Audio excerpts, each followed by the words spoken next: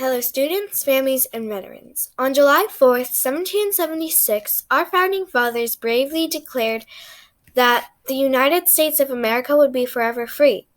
Immediately, young men from throughout these new united colonies picked up their arms and swore to defend this land with everything they had, including their lives.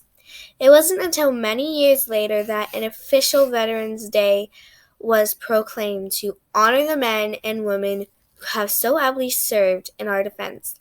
Today we honor them all, including those who first stepped forward and bravely proclaimed, "We, the people of the United States."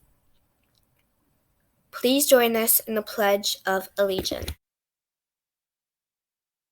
I pledge allegiance to the flag of the United States of America and to the republic for which it stands, one nation, under God, indivisible, with liberty and justice for all. During the War of 1812, Francis Scott Key was on a boat in Baltimore Harbor. From there, he witnessed the bombing of Fort McHenry by the British Army. All through the night, he caught glimpses of the American flag through the smoke and flashes of light from the bombing. As men below deck waited anxiously to hear if it was still flying, he was so thrilled to see the flag still flying the next morning that he was inspired to write a poem about it. The poem he wrote was later set to the tune of another song and eventually became America's national anthem. Please stand and join us as we sing the Star-Spangled Banner.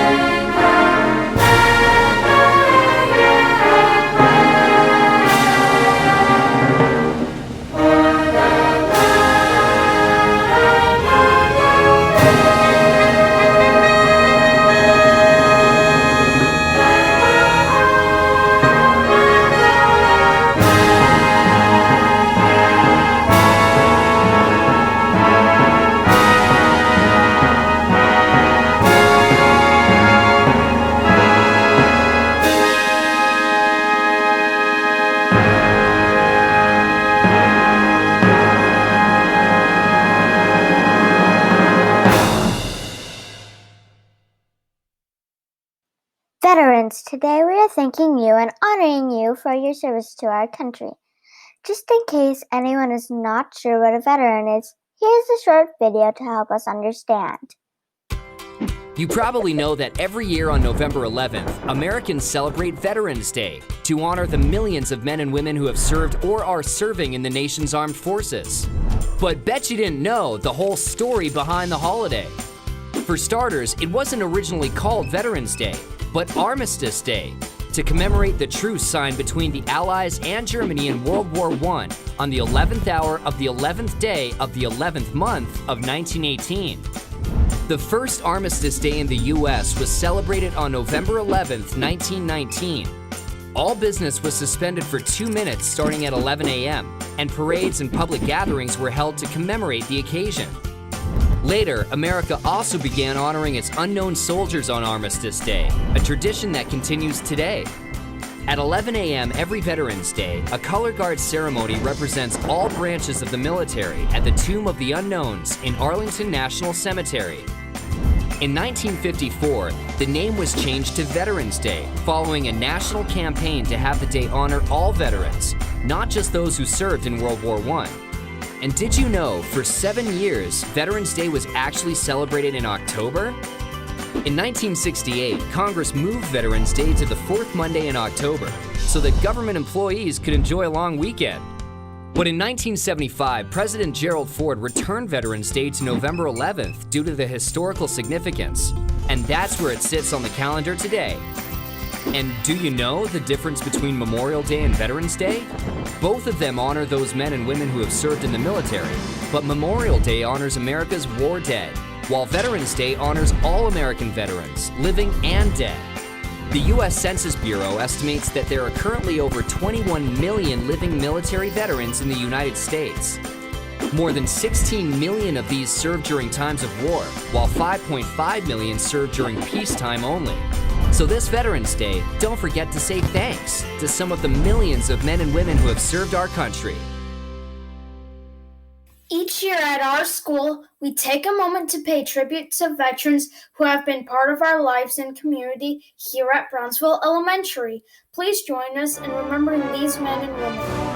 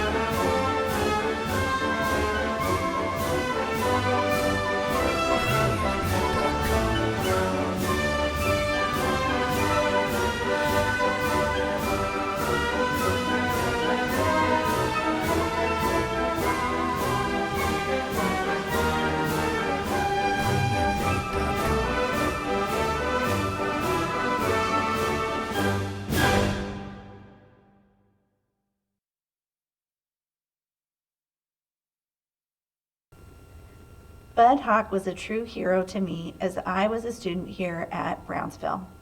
I thought he was the best principal ever. He had hired my dad as a teacher, and he really looked after my sister and I at Brownsville. Then I learned that he was also a war hero. Bud Hawk injured himself in battle while he served in the Army during World War II. To help win the battle, he put himself at risk so that others could stay safe.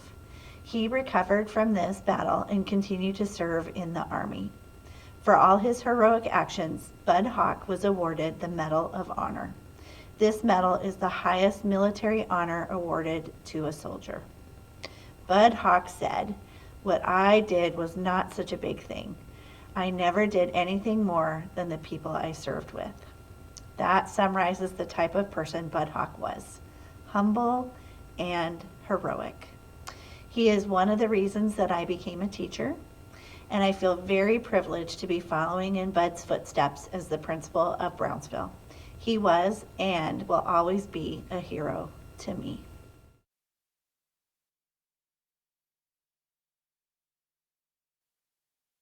I would like to introduce a very lovely gentleman named Roth Hafer. He has come and visited us quite a few times to tell us some lovely stories about Bud Hawk, who he got to know as a friend as they were part of the American Legion 172 in Bainbridge Island. So here's some stories from Roth about Bud and Veterans Day. His late wife's cousin, Shirley Lent, worked for my wife, Lucy, at Keyport. And Shirley just adored Lucy. And Bud, when he met Lucy, was totally charmed. Lucy and I took Bud to Karsten's for dinner, and he just regaled us with stories of what happened in the service. For instance, recruits from the Northwest were sent to the Southwest, and from the Northeast to the Southeast, so anyone wanting liberty could not run off and go home. And I thought that was kind of interesting. And there were funny stories, and we just had a lovely time. The second time when Bud came up, I was the one who took him to dinner, and I could feel the sadness.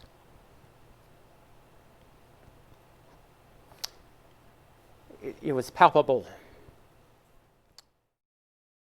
Why did Bud have the dreams that he did every night in Technicolor? This was his conscience punishing him for what happened when he fired at someone who, well, he came around a corner and bing, at which point the German fell down, the helmet came off, and long blonde hair tumbled out. He had killed a woman. That is what he dreamt of. And this was his conscience speaking. And this is a measure of Bud's soul.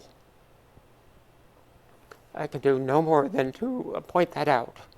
He was an unusual man, and I'm proud to have had the honor of his friendship.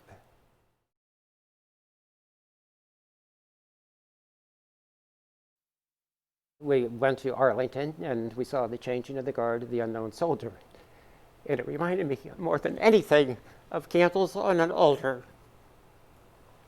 And it left an impression. So when we were asked to write about something you felt, so I started out, "He died so we might live forever free. His willing self he sacrificed in a far land across the hostile sea, on war's bloody altar, his name unknown.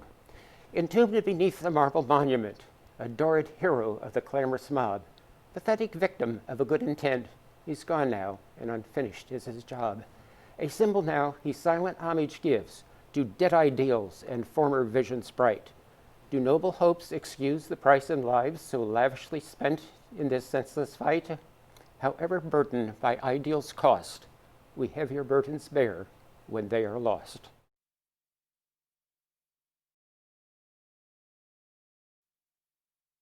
Well, we honor those who have gone before, who have helped to make this what you are enjoying today.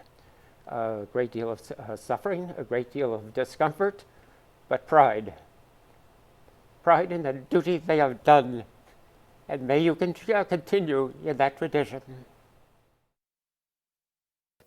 For those who continue to serve, we thank you, and we have not forgotten you.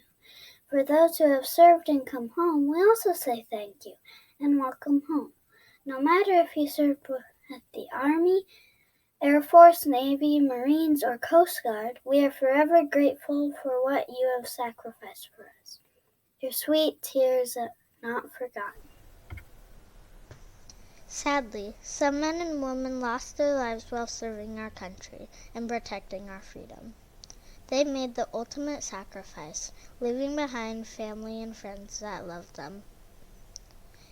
Our choir has prepared a song in memory of all the fallen soldiers that have given their lives for our country, for the heroes, for the patriots, for the soldiers, for all the pioneers. We will always be Americans, and we will always cry American tears.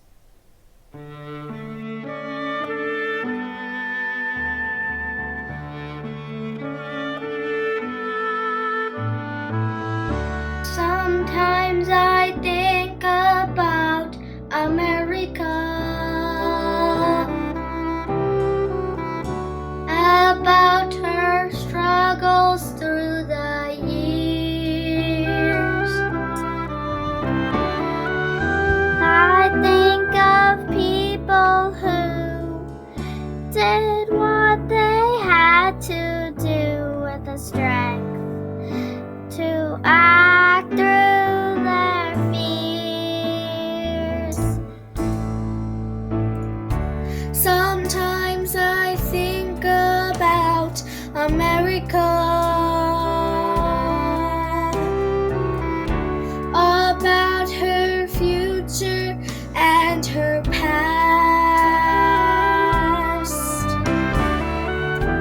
I know I'm blessed to be living in liberty in a land where freedom will last.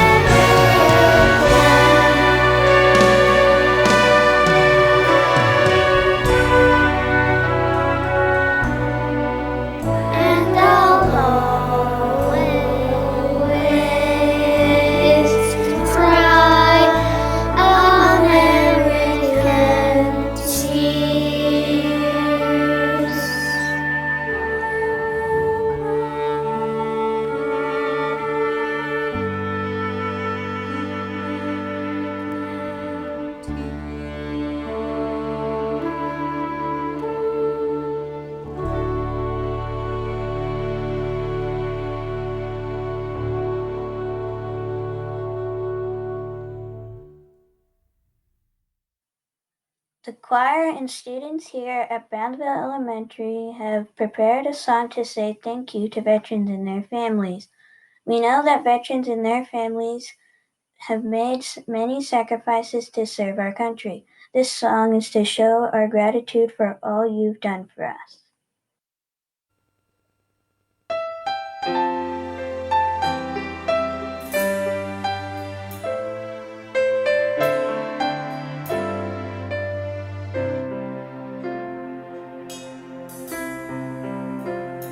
When I lay my head down every night and go to sleep in peace, I can stay there knowing all is well while you're standing on your feet, keeping watch, protecting shore to shore in the air and oceans too, defending freedom at all costs for the red, white, and the blue.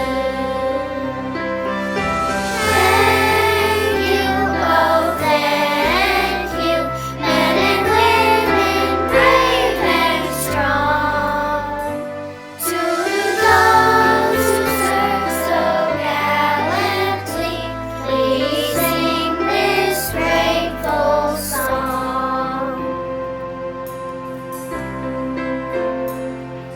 To soldiers who have traveled on to countries far and near,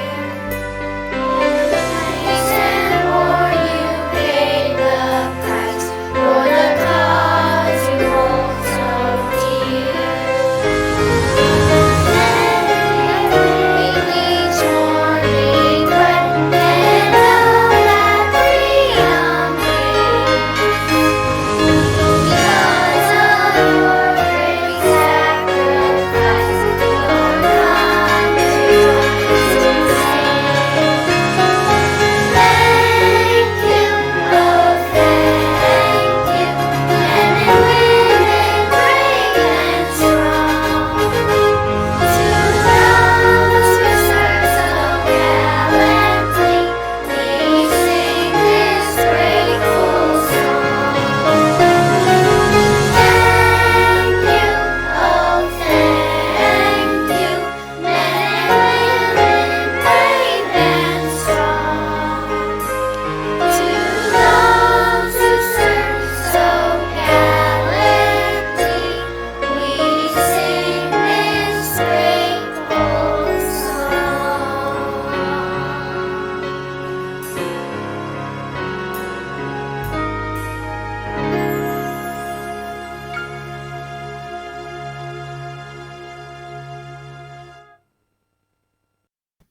Of course, the ultimate goal of all the armed forces is to protect our country as we strive to create peace. Peace is a hard-earned prize. It requires everyone to work together. There can be no peace in the world if there is not peace in each of us. The only time we can choose peace is right now. Before our last song, let us close with the words of President John F. Kennedy. A nation reveals itself not only by the men it produces, but also by the men it honors, the men it remembers. America's veterans, we remember you, we honor you, we celebrate you, and we are so grateful for you. Veterans, please always remember we are proud of you and we are proud to be Americans.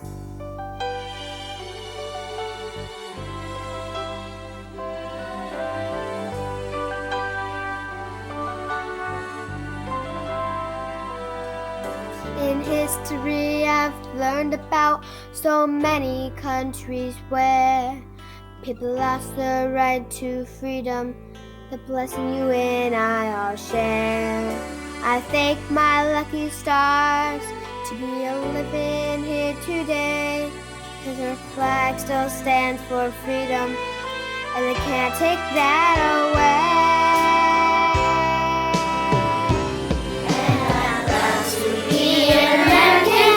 We're the